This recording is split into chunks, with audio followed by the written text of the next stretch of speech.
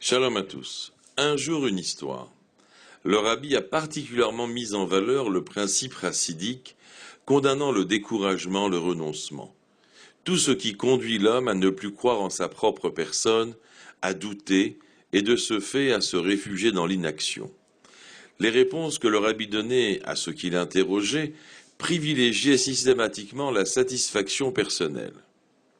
Un élève de la yeshiva du rabbi se maria et devint enseignant pour des jeunes enfants.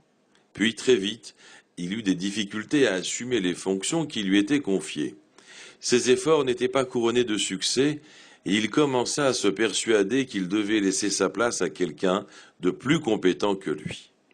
Il interrogea donc le rabbi qui lui répondit « Vous abandonnerez vos fonctions après avoir pu observer le fruit de vos efforts. » Il poursuivit donc son enseignement, mais son insatisfaction grandissait.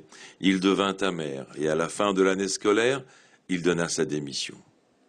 Peu après, il ouvrit un magasin dans le quartier du Rabbi, celui de Crown Heights à Brooklyn, grâce auquel il fut en mesure d'assurer sa subsistance et celle de sa famille pendant le reste de sa vie.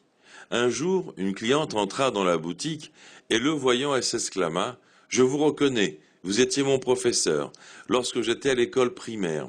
Sachez que j'avais l'intention d'épouser un non-juif et je me suis demandé ce que vous m'auriez dit si je vous avais fait part de mon projet.